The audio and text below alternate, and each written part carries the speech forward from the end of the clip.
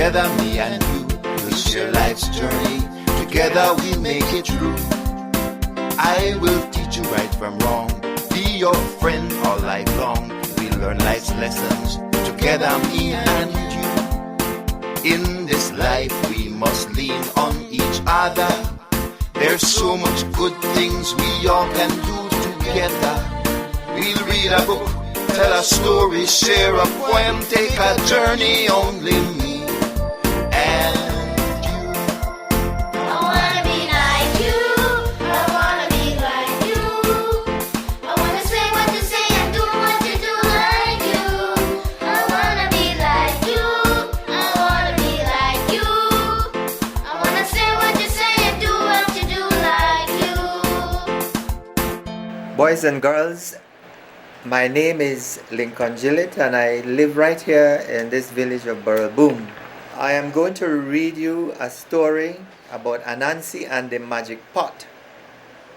A story I think that you all would be able to appreciate and love and learn something from it. The story goes like this.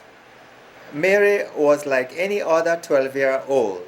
She loved dancing, playing with her friends, and riding her bike through the neighborhood.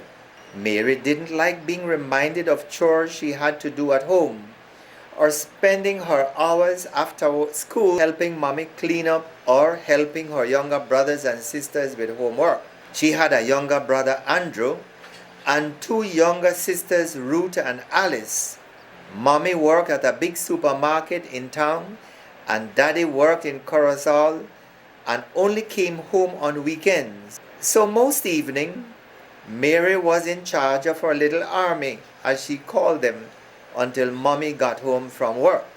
Their neighbors, old Mr. George and Mrs. Janice, always kept an eye out on the children for Mommy, and Mrs. Janice would always make sure everyone was at home and clean when Mommy came in from work. One day, Mary didn't come home with her brother and sisters. Mr. George was about to go and look for her when he spotted her coming slowly down the street. Mary was very quiet when she got home, did her chores, but didn't help anyone with their homework. This became Mary's new pattern. Her little brother Andrew told Miss Janice, "I think she have a boyfriend." Miss Janice told Mr. George the secret, and they decided to talk to the little girl before talking to her mother.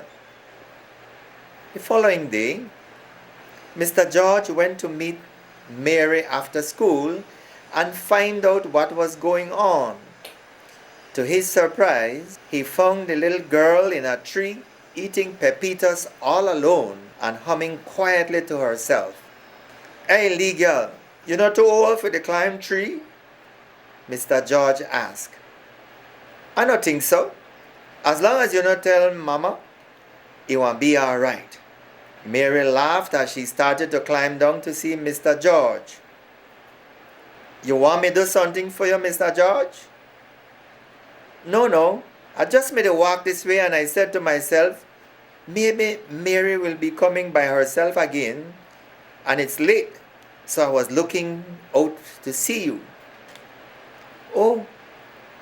The little girl held her head down and said, "I'm not ready to go home yet." "I see," said Mr. George. "You do wait for somebody special?" "Oh no, Mr. George," Mary said, her eyes wide in surprise. "It's just that if I go home now, I have lots of things to do. And well, if I go home later, then Mommy won't ask me to do the dishes. And so cause I have homework to do." A tricky smile spread across her face as she was speaking. "I see," said Mr. George. "You little girl, you know, a regular Anansi." "What you mean by Anansi?" Mary asked, thinking she could never be as hairy and ugly as a spider, or even as tricky as that Anansi. Mr. George laughed at the sight of her face. "Make we go home, and I want to tell you this little story about Anansi, and let's see what you can learn from it." As they started to walk down the street, Mr. George began the story. A long time ago, Brother Anansi, as usual, was lazy as could be. He wouldn't work and his wife drove him from the house. All his children told him, "Papa, we're tired of you. Go look for work, man." Anansi decided he had to do something. So he would go out and wander around begging food from people. Then he would return home and just go to sleep.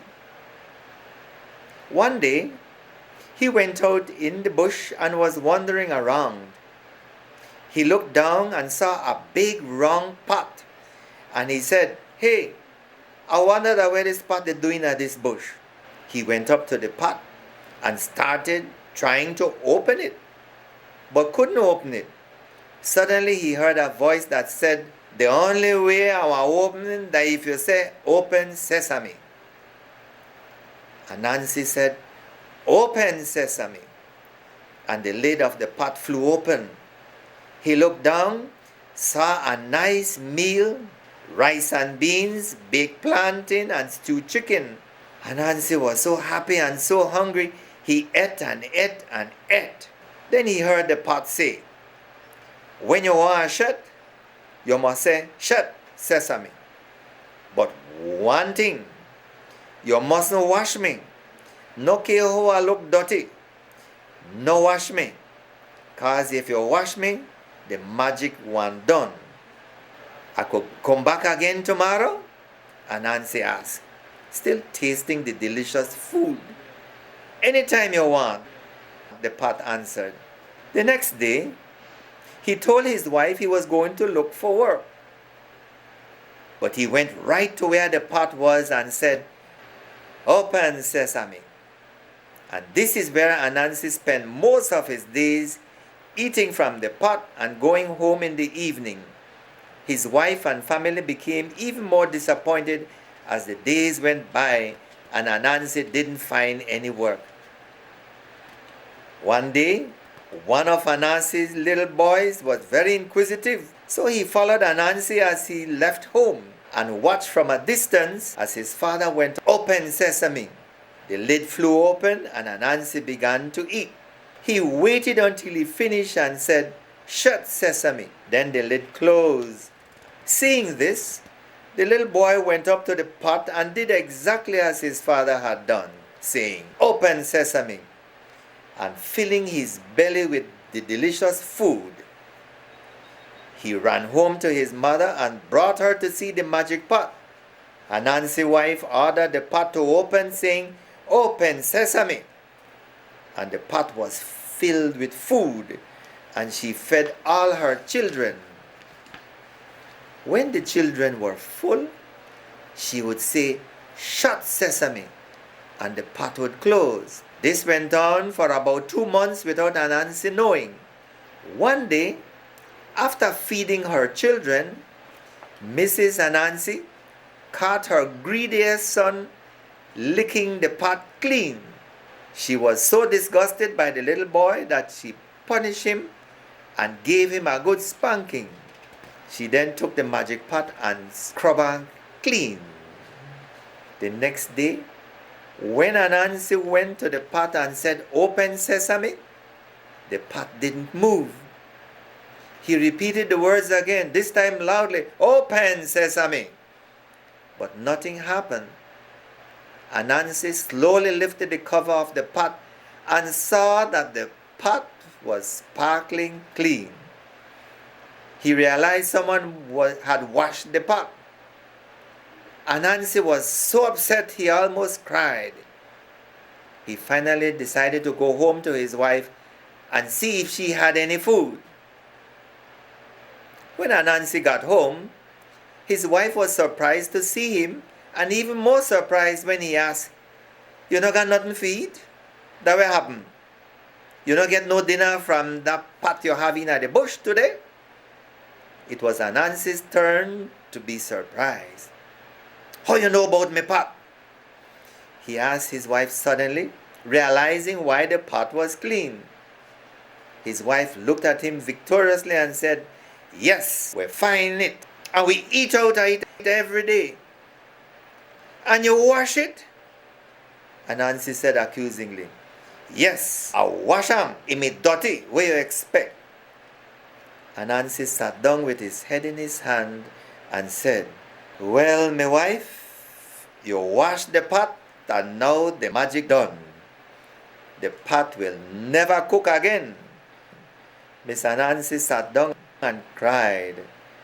There'd be no more food for her family from the pot, and she doubted very much that lazy Anansi would ever find work. Mr. George finished the story just as he and Mary reached outside the house.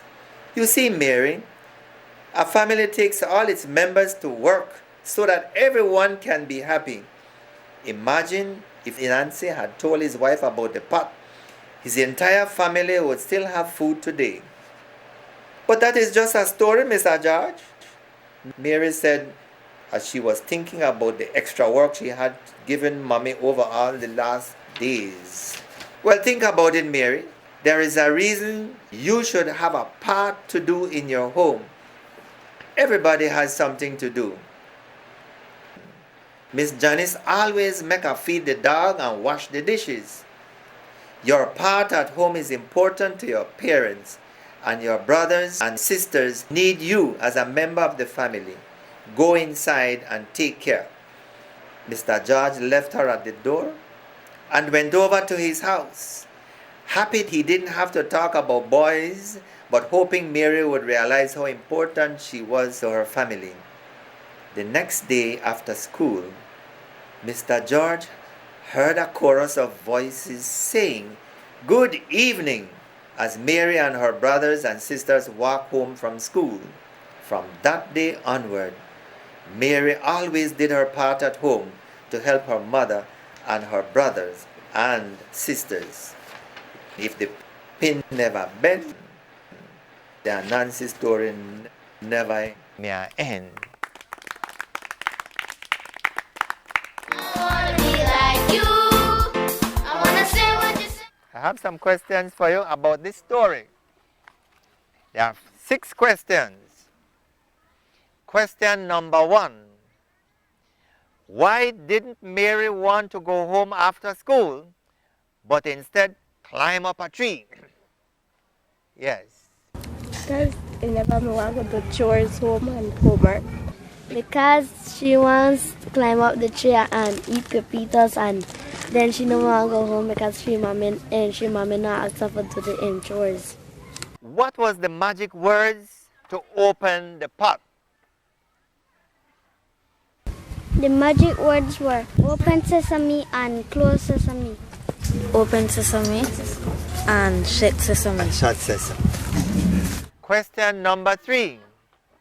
What did Anansi tell his wife and kids when he went out to do every day? He went to look for work. He went to look for work. Question number 4. What happened to the magic pot and why? The thing when me happen to the magic pot because the wife may clean the pot and the pot may tell Anansi not for clean it where the magic may have done.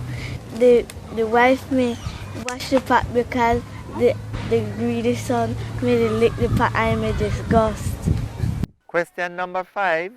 What are some of your responsibilities at home? What are some of your responsibilities at home?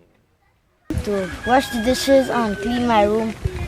Wash the dishes, sweep and cook and my little cousin. Wash the dishes, clean my room, and do my homework. My mother made me wash up and clean my bed. Okay. Question number 6. What did you learn from this story?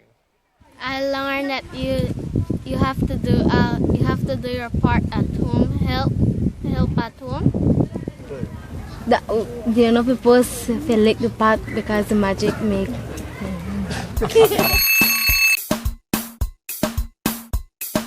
I'm here for you. Together, me and you will share life's journey. Together, we make it through. I will teach you right from wrong. be your friend all life long. We learn life's lessons together, me and you. In this life we must lean on each other. There's so much good things we all can do together. We'll read a book, tell a story, share a poem, take a journey only